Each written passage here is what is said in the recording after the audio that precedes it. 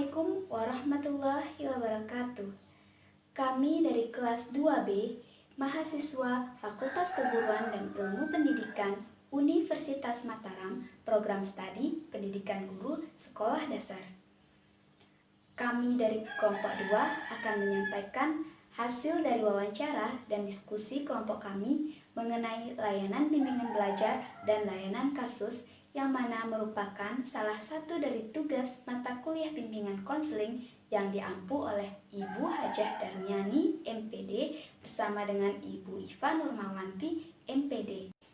Adapun anggota kelompok kami terdiri dari 7 orang. Yang pertama adalah saya sendiri, Dian Hawazi, selaku moderator sekaligus pemateri pertama.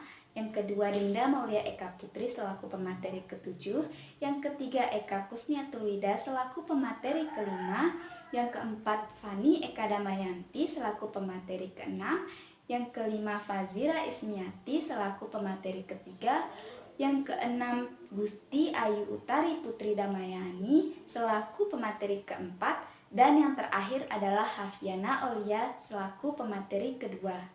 Di sini kami telah menampilkan daftar isi presentasi yang akan menjadi pembahasan kami dalam video ini. Jangan kemana-mana dan simak video ini sampai selesai. Sebelum berlanjut ke penyampaian materi, izinkan saya untuk memperkenalkan narasumber kita, yang mana beliau merupakan salah satu guru yang mengajar di SDN 1 Gerung Utara. Beliau bernama Bapak Murdani SPD. Untuk identitas lebih jelasnya, teman-teman dapat melihat di layar screen di samping ini. Baiklah, langsung saja kita beralih ke pembahasan pertama mengenai layanan bimbingan belajar dengan topik bahasan Anna Andra Schiffer. Untuk pemateri pertama akan disampaikan oleh saya sendiri, Dian Hawazi. Sebelum kita membahas lebih lanjut mengenai Anna Andra Schiffer, perlu kita ketahui dulu, apa sih itu Anna Andra Schiffer?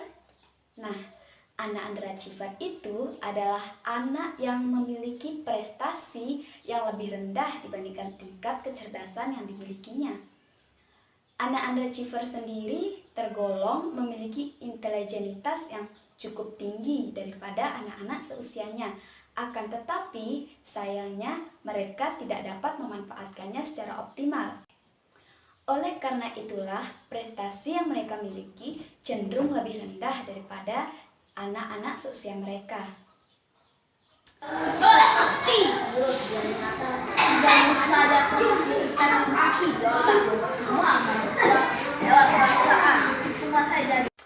Nah, kita sudah tahu nih apa itu Anna Andra Schiffer. Selanjutnya, kita akan membahas mengenai ciri-ciri dari Anna Andra Schiffer itu sendiri. Anna Andra Schiffer sendiri memiliki ciri-ciri sebagai berikut. Yang pertama adalah IQ yang lebih tinggi dibandingkan dengan prestasinya. Anna Andra Schiffer ini memiliki prestasi yang lebih rendah daripada tingkat kecerdasannya. Anna Andra Schiffer sendiri, seperti yang sudah saya sampaikan sebelumnya itu, sebenarnya memiliki intelektualitas yang cukup tinggi dibandingkan dengan anak seusianya. Namun, karena mereka tidak bisa memanfaatkannya secara optimal, jadilah prestasi yang mereka tunjukkan cenderung lebih rendah daripada tingkat kecerdasan yang dimiliki oleh mereka. Adapun ciri kedua, yaitu Anna Andra Schiffer sendiri prestasinya cenderung tidak konsisten. Kadang memiliki prestasi yang tinggi, kadang juga rendah. Hal ini disebabkan karena ketidakmampuan mereka dalam mengoptimalisasikan kecerdasan yang mereka miliki. Yang selanjutnya, Anna Andra Schiffer itu sendiri seringkali tidak menyelesaikan PR yang diberikan oleh gurunya. Hal ini disebabkan karena Anna Andra Schiffer itu seringkali malas dalam mengerjakan tugas-tugas yang diberikan oleh gurunya. Seringkali hal ini disebabkan karena mereka tidak memiliki motivasi maupun bersemangat dalam hal belajar. Ciri Anna Andra Schiffer yang selanjutnya sendiri adalah Anak underachiever itu seringkali merasa rendah diri. Mereka seringkali tidak percaya diri dengan kemampuan diri yang mereka miliki. Mereka menganggap bahwa mereka ini seolah-olah tidak bisa.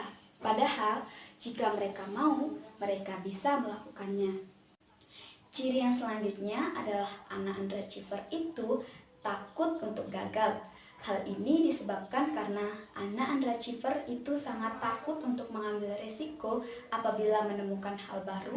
Mereka takut untuk mencoba karena takut gagal di masa depan, sehingga hal ini memicu mereka sangat sulit untuk menuju kesuksesan. Hal ini menyebabkan mereka juga takut untuk sukses. Yang selanjutnya adalah anak underachiever itu takut untuk menghadapi ujian. Hal ini disebabkan oleh anak underachiever itu selalu memandang rendah diri mereka sendiri, bahwa mereka memandang mereka tidak akan mampu dalam menghadapi ujian ini. Mereka tidak akan mampu dalam mengerjakan soal-soal ulangan dan lain sebagainya. Selain itu, anak underachiever merasa kurang senang terhadap sekolah, bahkan gurunya.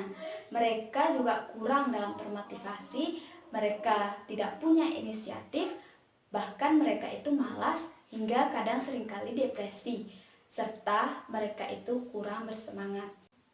Berdasarkan ciri-ciri anak underachiever tersebut, kami juga menjumpai hal yang sama terjadi pada salah satu murid dari narasumber kami yang berinisial LABB. Bapak Murdani sendiri mengatakan bahwa ketika beliau mengajar di kelas 4 SD, beliau menemukan salah satu murid beliau yang ternyata merupakan salah seorang anak underachiever, yang mana murid tersebut memiliki ciri-ciri seperti yang sudah saya sampaikan sebelumnya, yang mana anak tersebut memiliki IQ yang lebih tinggi dibandingkan dengan prestasinya. Anak tersebut juga cenderung memiliki prestasi yang tidak konsisten, yang mana kadang nilainya tinggi, kadang juga rendah. Anak tersebut juga akan menyelesaikan tugasnya, namun itu memerlukan waktu. Selain itu, anak tersebut juga terbilang tegas dan juga akan marah apabila tidak didengarkan oleh orang-orang sekitarnya. Demikian materi pertama yang dapat saya sampaikan. Kita beralih ke materi selanjutnya yang akan disampaikan oleh Hafiana Aulia. Kepada Hafiana Aulia, saya persilahkan. Baiklah, di sini saya akan menyampaikan tentang perilaku positif anak underachiever menurut hasil wawancara yang kami lakukan. Yang pertama, perilaku positifnya didasari oleh perasaan atau mood si anak. Jadi jika moodnya sedang bagus, dia akan memiliki perilaku yang bagus pula. Dan contohnya seperti jika moodnya bagus, dia akan memperhatikan pelajaran hingga selesai dan tidak berperilaku buruk seperti biasanya. Yang kedua adalah dia memiliki tutur kata yang baik. Nah, dalam kasus ini jika dia memiliki salah pada orang lain, dia akan mau segera meminta maaf. Dan sebaliknya, jika orang lain memiliki salah padanya, dia akan menegur orang itu bahwa kamu memiliki salah pada saya dan kamu harus minta maaf pada saya, seperti itu. Dia tidak peduli apakah itu guru juga. Dari narasumber kami, perilakunya ini didapat oleh lingkungan di rumah, karena kedua orang tua si anak memiliki pendidikan yang cukup tinggi dan memang mengajarkan bertutur kata dan cara berbahasa yang baik pada anaknya. Yang ketiga adalah pandai mengekspresikan diri. Pernah suatu ketika sang anak merasa kesal kepada gurunya. Dia menuliskan perasaannya tersebut ke dalam buku dan dia mencatat apa yang sedang dia rasakan dan menceritakan hal tersebut ke dalam buku. Yang selanjutnya adalah jika ada tugas, ia akan menyelesaikannya hingga waktu yang hingga waktu selesai. Misalkan gurunya mengatakan boleh dikerjakan sampai jam istirahat. Nah, si anak ini mengerjakannya tidak peduli apakah sudah jam istirahat atau tidak, dia akan terus mengerjakannya hingga tugas yang dia diberikan ini selesai, seperti itu. Dia tidak mempedulikan mau dia lama atau sebentar, dia harus, pokoknya tugasnya ini harus selesai pada saat itu juga. Nah, yang selanjutnya si anak ini sangat bertanggung jawab.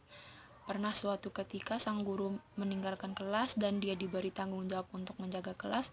Dia memang benar-benar bertanggung jawab. Dia akan menulis nama-nama temannya yang keluar kelas atau memiliki perilaku yang buruk saat gurunya sedang keluar, seperti itu. Memang benar-benar bertanggung jawab. Dan selanjutnya adalah pintar berbahasa Inggris. Nah, dalam kasus yang kami temukan, si anak ini memiliki atau pandai berbahasa Inggris. Bahkan dia mengajarkan kepada teman-temannya pada saat pelajaran bahasa Inggris, karena dia paham materi yang disampaikan oleh guru bahasa Inggrisnya, seperti itu. Nah, sekian mungkin perilaku positif yang kami dapatkan dari hasil wawancara. Terima kasih saya ucapkan untuk Hafiana Aulia yang telah menyampaikan materinya. Selanjutnya, materi ketiga akan disampaikan oleh Fazira Ismiati. Kepada Fazira Ismiati, saya persilahkan. Perilaku negatif anak underachiever. Yang pertama, jika sedang terganggu, maka emosionalnya itu sangat menggebu-gebu. Jadi di sini anak tersebut jika merasa terganggu, emosinya itu tidak terkontrol dan tidak stabil. Jadi emosinya itu sangat menggebu-gebu. Yang kedua, dalam keadaan terganggu bahkan bisa saja melukai orang lain. Nah, jadi jika dia merasa terganggu, maka dia tuh bisa melukai orang yang di sekitarnya. Yang ketiga, melampiaskan kekesalannya pada orang lain. Jika ia merasa kesal, dia bisa saja melampiaskan kemarahannya atau kekesalannya itu di lingkungan sekitarnya atau orang-orang yang berada di sekitarnya. Nah, yang keempat itu jika ia marah, terkadang ingin loncat dari jendela. Nah, jadi ini perilaku negatif yang sangat berbahaya. Jadi dia tuh ketika dia sedang marah, dia tuh nggak bisa ngontrol emosinya. Jadi dia tuh melakukan hal yang nekat, yaitu ingin loncat dari jendela.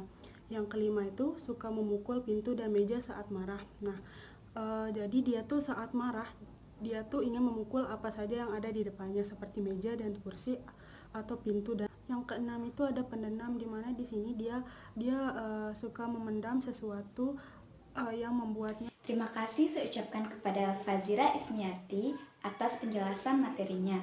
Untuk materi selanjutnya akan disampaikan oleh Gusti Ayu Utari Putri Damayani. Kepada Gusti Ayu Utari Putri Damayani, dipersilahkan. Baik, sebelumnya perkenalkan, nama saya Gusti Ayu Utari Putri Damayani. Di sini sebagai pemateri keempat akan menjelaskan tentang faktor penyebab dari anak underachiever. Nah, jadi anak underachiever ini biasanya disebabkan oleh faktor kondisi psikis dari anak tersebut. Nah, faktor kondisi psikis yang menyebabkan anak underachiever di sini ada dua. Yang pertama yaitu perfeksionisme dan yang kedua yaitu super sensitivity. Nah, jadi untuk perfeksionisme di sini merupakan dorongan untuk mencapai kesempurnaan. Nah, untuk contohnya yaitu ketika seorang anak underachiever mampu menguasai suatu materi, contohnya dalam menguasai bahasa Inggris, maka dia akan membantu teman-temannya dalam mempelajari bahasa Inggris. Jadi dia itu cenderung akan membantu teman-temannya untuk dapat menguasai materi tersebut. Nah, yang kedua yaitu super sensitivity atau kepekaan yang berlebih. Nah, contohnya itu yang pertama, ketika dia menjelaskan suatu materi, maka anak ini tuh ingin diperhatikan secara seksama oleh teman-temannya. Nah, jika ada teman-temannya yang tidak fokus dalam memperhatikan dia saat menjelaskan materi, maka emosional dari anak underachiever ini akan terpancing, maka sehingga dia akan memarahi teman-temannya. Nah, yang kedua yaitu Ketika melihat lingkungan sekitarnya kotor, nah anak underachiever ini memiliki inisiatif untuk membersihkannya. Nah, jadi dia itu akan memiliki inisiatif sendiri untuk membersihkan ruang kelasnya sampai bersih. Nah, ketika ia melihat temannya mengotori ruangan, maka ia akan tidak segan memarahi teman-temannya tersebut. Nah, bahkan dia juga tidak segan memarahi gurunya ketika gurunya membiarkan teman-temannya yang lain mengotori ruang kelasnya. Nah, sekian dari saya. Terima kasih. Saya kembalikan kepada moderator. Terima kasih saya ucapkan kepada Gusti Ayu Utari Putri Damayani atas pemaparan materinya. Untuk materi selanjutnya akan disampaikan oleh Eka Kusniatulida. Kepada Eka Kusniatulida, dipersilahkan. Selanjutnya adalah bagaimana cara guru mengatasi anak underachiever, khususnya LABB. Pertama, guru sudah menangani LABB sejak kelas 2 SD dan dibawa ke psikolog. Akhirnya diketahui bahwa anak ini memiliki IQ yang tinggi. Yang kedua, respon terhadap kegiatan anak. Guru harus bisa menyeimbangkan kegiatan. Maksudnya adalah seimbang antara kegiatan yang terstruktur dan yang tidak terstruktur, atau penuh dengan kreativitas. Yang ketiga, ketika emosi anak tersebut sedang tidak baik, guru menemani atau mendampingi hingga emosinya netral.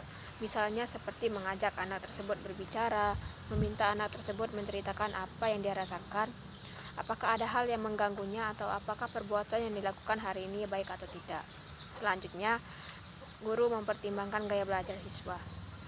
Guru harus mampu menyusun metode pembelajaran sesuai dengan karakter siswa agar anak yang underachiever juga dapat menyerap materi dengan baik. Karena kemampuan anak underachiever di atas rata-rata, maka diperlukan metode belajar yang berbeda pula untuk menyeimbangkan dengan kemampuannya. Jika disamakan dengan metode belajar pada teman-temannya, maka anak tersebut cenderung akan merasa bosan dan muncul rasa malas untuk belajar. Selanjutnya, guru selalu mengalah untuk menjaga emosional LABB. Dengan mengalah, maka anak tersebut akan merasa tenang dan tidak merasa terancam, dan juga anak nyaman dalam proses belajarnya bersama sang guru. Dan yang terakhir adalah, guru memberikan stimulus saat mengajar agar LABB lebih fokus. Sebisa mungkin guru harus bisa menerapkan pembelajaran yang sesuai dengan karakter anak, agar anak tersebut merasa nyaman saat belajar dan tidak terganggu. Sekian dari saya kembalikan kepada moderator.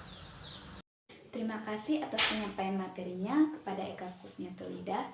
Untuk materi selanjutnya akan disampaikan oleh Fani Eka Damayanti. Kepada Fani Eka Damayanti, dipersilahkan. Yang berikutnya adalah teknik pengumpulan data. Dalam penelitian ini, kami menggunakan metode wawancara untuk mengumpulkan data. Wawancara merupakan teknik pengumpulan data yang dilakukan dengan mengajukan pertanyaan-pertanyaan langsung kepada subjek penelitian. Di sini kami bersama dengan Bapak Murdani SPD sebagai narasumber kami. Beliau menjelaskan mengenai realita kehidupan di sekolah tempat beliau mengajar. Dari kasus anak underachiever, kami telah melakukan sejumlah wawancara bersama dengan salah seorang guru yang ada di SDN di Lombok Barat. Bersama dengan Bapak Murdani SPD sebagai narasumber kami, beliau menjelaskan mengenai realita kehidupan sekolah sehari-hari yang beliau lalui dan yang dilalui oleh salah seorang siswanya yang merupakan anak yang tergolong underachiever. Bapak Murdani menjelaskan bagaimana awal mula guru lain dan beliau sebagai wali kelas mengetahui bahwa salah seorang muridnya yang ternyata seorang anak yang underachiever, serta bagaimana cara menghadapi perilaku murid yang underachiever ini.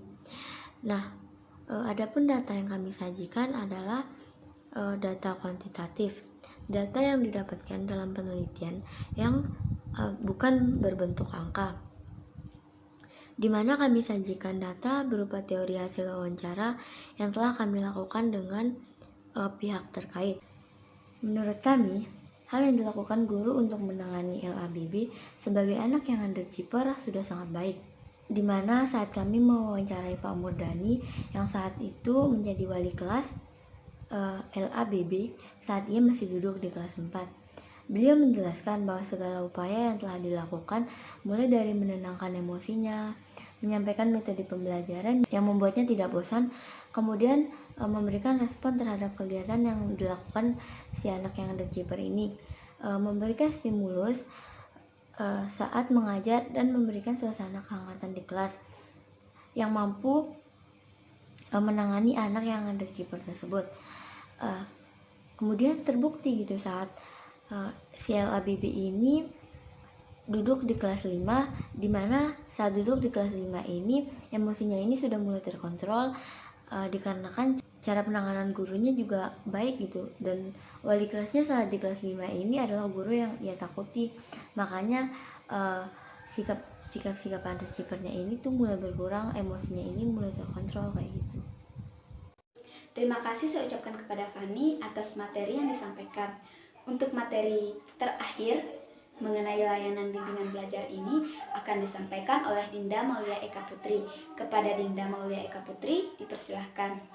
Selanjutnya adalah komentar kami terhadap upaya yang dilakukan oleh pihak sekolah terhadap LABB ini sebagai anak yang menderita underachiever gitu. Nah, jadi di sini kami sangat setuju sekali atas upaya yang dilakukan oleh pihak sekolah gitu. Nah, pada saat itu terlihat dari sejak dini gitu, sejak LABB ini sejak kelas 2 itu pihak sekolah sudah merasa bahwa LABB ini memiliki perbedaan gitu di antara teman-temannya, sehingga pihak sekolah itu meminta kedua orang tua LABB ini untuk memeriksakan kondisi psikologis dari LABB ini gitu. Nah, sehingga orang tua LABB ini akhirnya membawa anaknya untuk menuju psikiater gitu. Nah, jadi di sana pada saat itu kedua orang tua LABB ini sudah mendapatkan hasil gitu, bahwa LABB ini memiliki IQ di atas usianya gitu, usia biasanya gitu.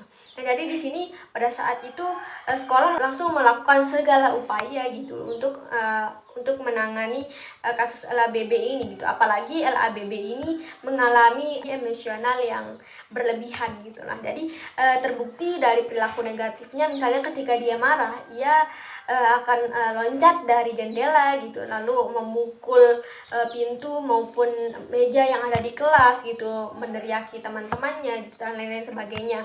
Nah, jadi di sana upaya yang dilakukan untuk menenangkan khususnya pada yang pernyataan dari Pak Dani pada saat beliau menjadi wali kelas LABB ini di kelas 4 SD gitu. Nah, beliau melakukan segala upaya untuk untuk menetralkan emosi dari LABB ini gitu. Nah, misalnya dengan memahami bagaimana perasaan dari LABB ini lalu menenangkan ketika ia marah, misalnya seperti itu. Nah, jadi di sana Pak Dani ini selalu merangkul LABB ini agar emosionalnya itu mampu terkontrol gitu. Nah, jadi di sana terbukti sekali bahwa apa yang dilakukan oleh Pak Dani ini mampu membuat anak ini emosinya itu mampu terkontrol gitu. Nah, selanjutnya pada saat LABB ini duduk di bangku kelas 5, nah terbukti saat itu bahwa emosionalnya sudah mulai terkontrol gitu. Nah, di sana terbukti pihak sekolah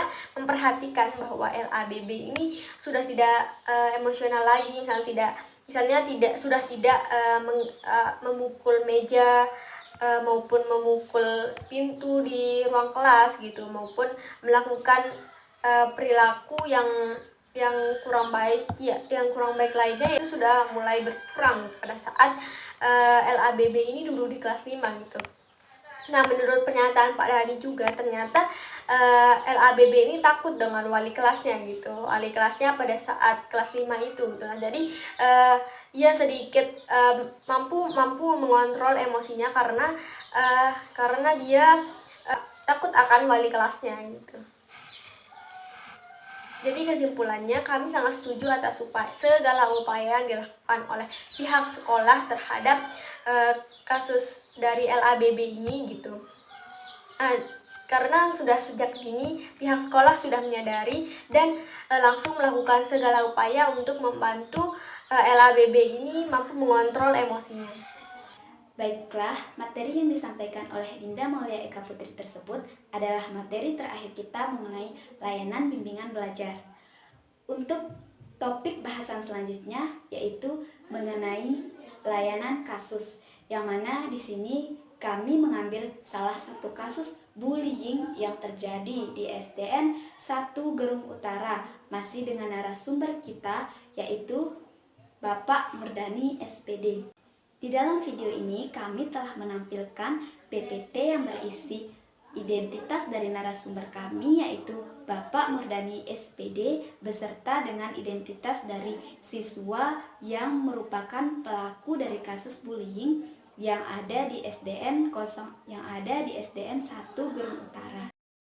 Sebelum kita membahas lebih lanjut mengenai pembahasan kasus bullying ini, silahkan teman-teman untuk menyimak video berikut ini untuk menambah wawasan teman-teman mengenai kasus bullying yang akan kita bahas pada pembahasan selanjutnya.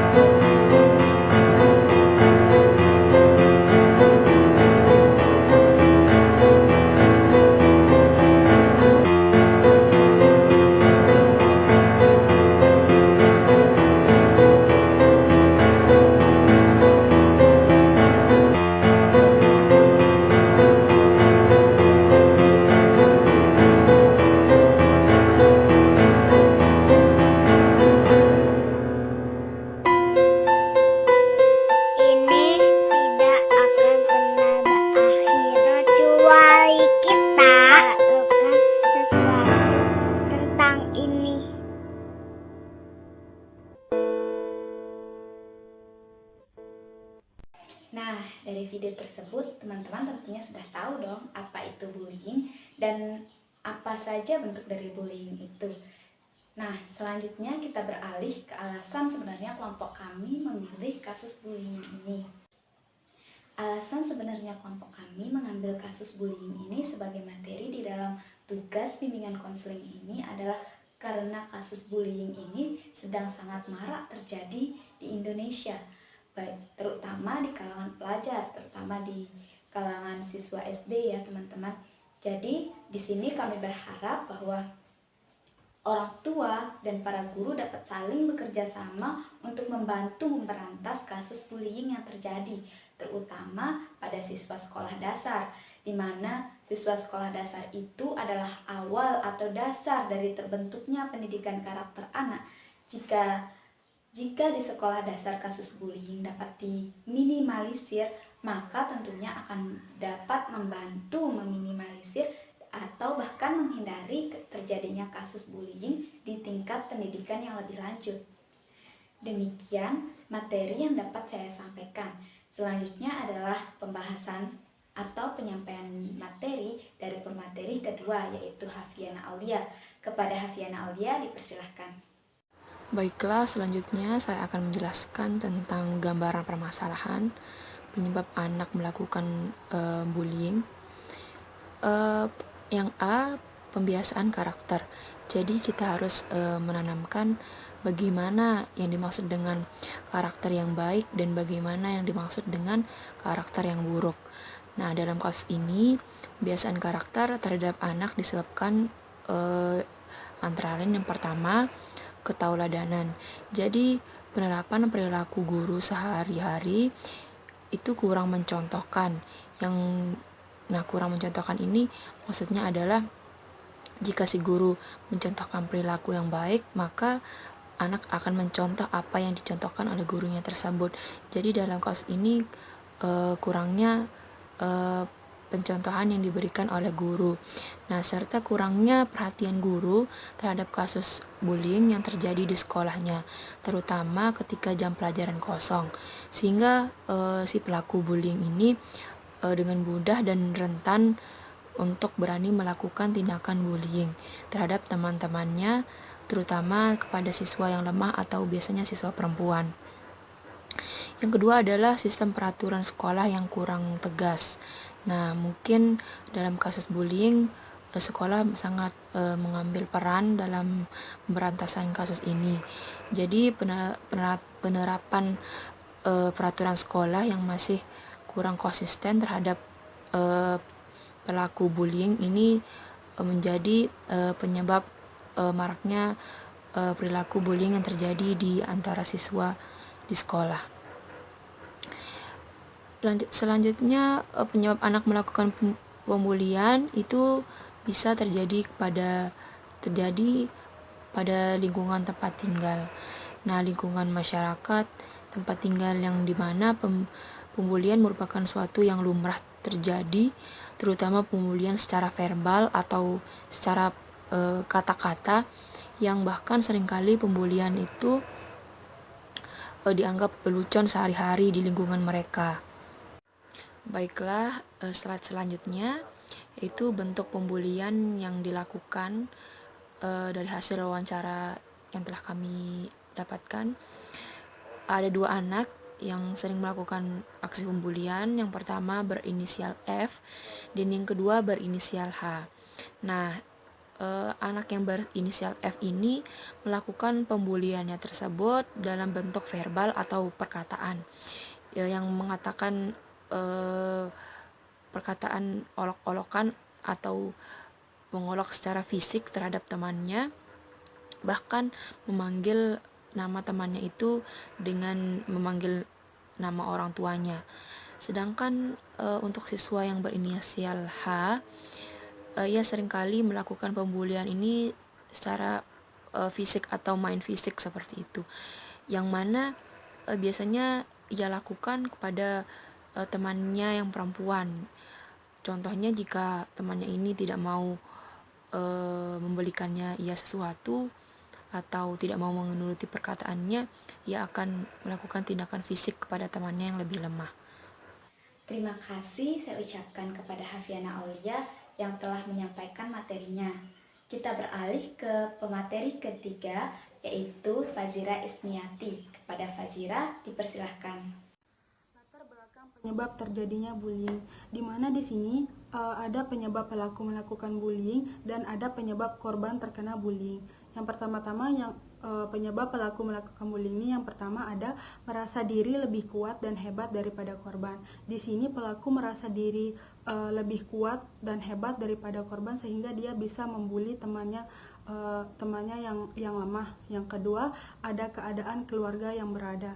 Di sini pelaku merasa sangat berkuasa karena dia merupakan orang yang berada.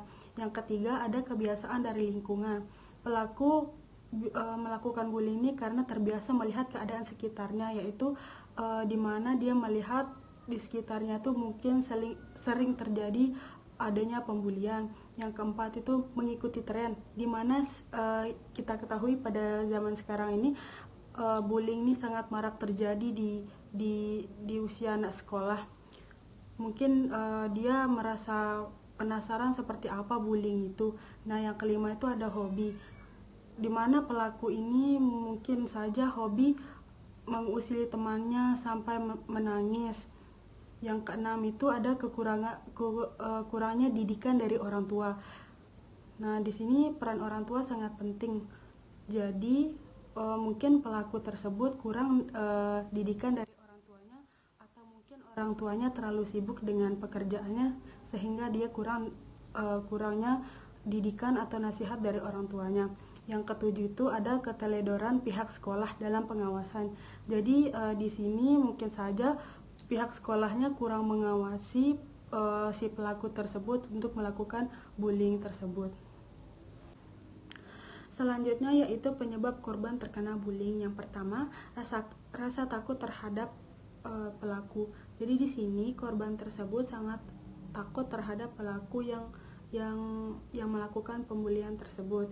Yang kedua, ketidakberdayaan diri untuk melawan. Nah, di sini korban itu sangat lemah, jadinya dia tidak bisa melawan si pelaku pembullying tersebut. Terima kasih saya ucapkan kepada Fazira Ismiati atas pemaparan materinya. Untuk materi selanjutnya akan disampaikan oleh Gusti Ayu Utari Putri Damayani. Kepada Gusti Ayu, dipersilahkan.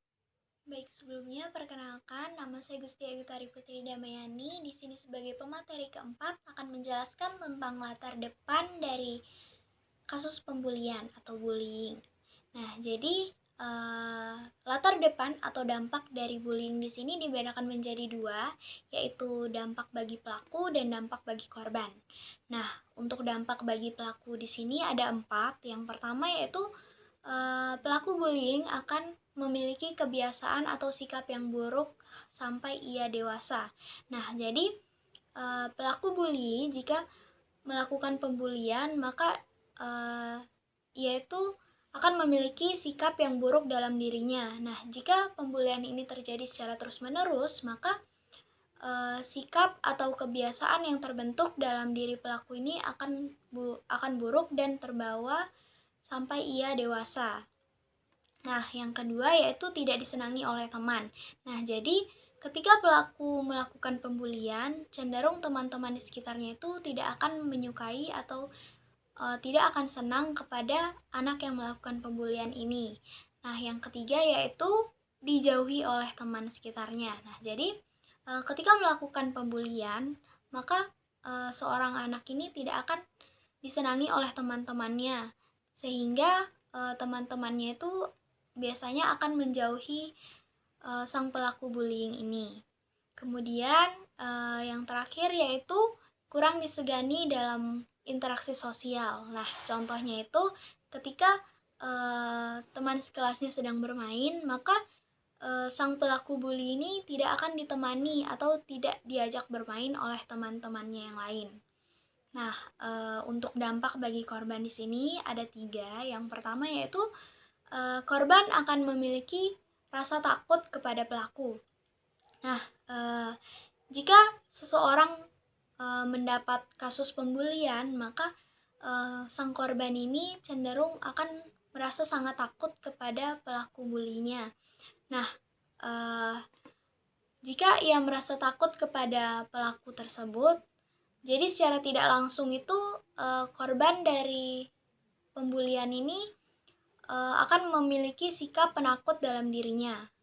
Nah, yang kedua yaitu kurang fokus saat kegiatan belajar mengajar.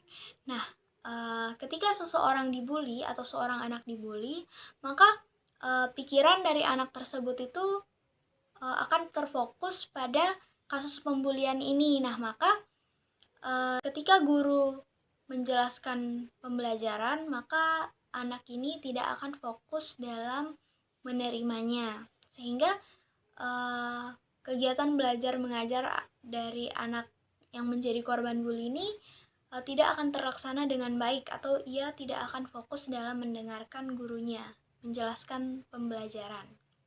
Kemudian yang terakhir yaitu mencari teman dari kelas lain atau di luar kelas. Nah, jadi biasanya korban bully ini akan mencari teman yang dirasa nyaman bagi dirinya. Nah, contohnya itu ketika dalam suatu kelas itu terdapat pelaku dan korban bully. Nah, biasanya yang menjadi korban bully ini cenderung akan mencari teman di luar kelasnya. Nah, jadi dapat disimpulkan di sini bahwa kasus bullying akan sangat mempengaruhi proses interaksi bagi anak-anak sekolah. Sekian dari saya. Terima kasih, saya kembalikan kepada moderator. Terima kasih saya ucapkan kepada Gusti Ayu Utari Putri Damayani atas pemaparan materinya. Untuk materi selanjutnya akan disampaikan oleh Eka Kusnyatul Wida. Kepada Eka, dipersilahkan. Dalam penelitian ini, kami menggunakan metode wawancara untuk pengumpulan data. Wawancara merupakan teknik pengumpulan data yang dilakukan dengan mengajukan pertanyaan-pertanyaan langsung kepada subjek penelitian. Bersama dengan Bapak Murdani SPD sebagai narasumber kami, beliau menjelaskan mengenai realita kehidupan di sekolah tempat beliau mengajar. Di sekolah tersebut terdapat kasus bullying yang sedang marak terjadi, yang dimana di dalam wawancaranya beliau hanya membahas 2 orang dari beberapa orang anak yang menjadi pelaku dalam tindakan menyimpang tersebut. Berdasarkan penjelasan dari Bapak Murdani sendiri, hal ini sudah lumrah terjadi di mana kedua siswa tersebut seringkali membuli siswa yang lebih lemah, baik dalam bentuk verbal maupun fisik. Pembulian yang kerap kali dilakukan menunjukkan kurang tegasnya penegakan peraturan sekolah yang diterapkan di sana, dan kurangnya perhatian guru-guru terhadap kasus ini, sehingga menyebabkan para pelakunya semakin senang untuk mengganggu hingga membuli teman-temannya, terutama ketika jam pelajaran olahraga dan jam pelajaran kosong. Begitulah keterangan dari Bapak Murdani ketika ditanya oleh kelompok kami. Adapun data yang kami sajikan berupa data kualitatif dan kuantitatif. Data kualitatif adalah data yang didapatkan dalam penelitian yang bukan berbentuk angka. Data kuantitatif adalah data yang didapatkan dalam penelitian yang berbentuk angka-angka. Data kualitatif yang kami sajikan berupa teori dari hasil wawancara yang kami lakukan dengan pihak terkait. Sementara untuk data kuantitatif yang kami sajikan berupa diagram tingkat presentasi siswa yang melakukan bullying di SDN 1 Gerung Utara. Data kuantitatif ini untuk memperkuat dan memperjelas teori dan hasil wawancara dari kasus bullying sebelumnya dengan pihak terkait, sehingga data yang kami sajikan menjadi lebih lengkap, jelas, dan relevan. Baik, terima kasih saya ucapkan kepada Eka Kusniatul Wida atas penjelasan materinya. Untuk materi selanjutnya akan disampaikan oleh Fani Eka Damayanti. Kepada Fani Eka Damayanti, dipersilahkan. Berikutnya adalah usaha pencegahan. Guru dapat memberikan aktivitas kepada siswanya seperti melakukan senam pagi. Guru juga bisa secara bergantian memberikan motivasi saat selesai melakukan aktivitas senam pagi tersebut. Nah, cara yang berikutnya adalah guru selalu mengisi di kelas atau memberikan materi kepada siswanya.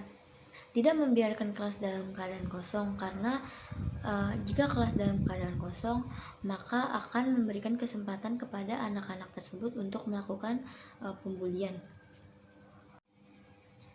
Berikutnya adalah usaha pemecahan masalah. Dapat dilakukan dengan cara yang pertama yaitu rekam didik.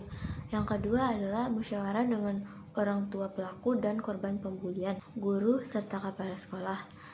Yang terakhir adalah memberikan arahan agar tidak melakukan bullying. Terima kasih saya ucapkan kepada Fani atas penyampaian materinya. Dan kita beralih ke materi terakhir yang akan disampaikan oleh pemateri terakhir kita, yaitu Dinda Maulia Eka Putri. Kepada Dinda Maulia Eka Putri, dipersilahkan. Selanjutnya adalah upaya atau usaha di dalam pencegahan masalah kasus bullying ini berdasarkan hasil wawancara kami dengan Pak Murdani dari SDN 1 Gerung Utara gitu. Nyatakan ada 3 upaya yang dilakukan olehnya gitu. Nah, jadi yang pertama itu ada rekam didik gitu. Nah, jadi di sini ada rekam didik ini berisikan tentang bagaimana saja perilaku dari peserta didik ini gitu, baik perilaku positif maupun perilaku negatif gitu. Nah, misalnya pada kasus F dan H ini gitu. Nah, jadi di rekam didiknya itu berisi dengan kasus bullying yang dilakukan gitu. Nah, jadi di sana bagaimana saja perilaku bullying yang dilakukan oleh F dan H ini gitu. Nah, jadi rekam didik ini nantinya berfungsi untuk memberikan efek jera gitu kepada peserta didik yang melakukan kasus bullying ini. Lalu cara yang kedua itu adalah musyawarah gitu. Nah, jadi kedua orang tua dari pelaku bullying maupun dari anak yang dibully ini gitu, nah dipanggil untuk melakukan musyawarah gitu. Nah, jadi di sana nantinya itu akan ditunjukkan rekam didik dari peserta didik ini gitu. Nah, jadi pada saat musyawarah itu diharapkan orang tua dari pelaku ini menjelaskan atau mengajarkan bagaimana agar anaknya ini memberikan masukan gitu kepada anaknya agar tidak mengulangi lagi perilaku pembulian ini. Bagi orang tua dari korban pembulian ini diharapkan mampu memaafkan perilaku yang dilakukan oleh si pelaku ini gitu. Nah, jadi pada saat itu diharapkan kedua orang tua maupun peserta didik itu damai gitu. Nah, lalu cara yang ketiga itu adalah dengan cara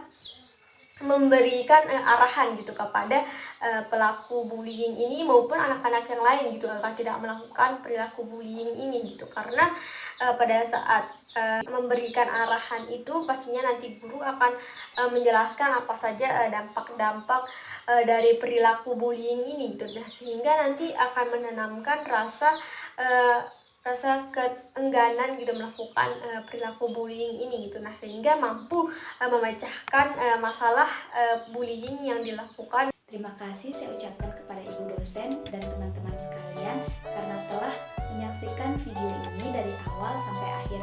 Saya selaku moderator memohon maaf apabila ada kesalahan ataupun kekurangan di dalam video ini. Wabillahi taufiq wal hidayah. Wassalamualaikum warahmatullahi wabarakatuh.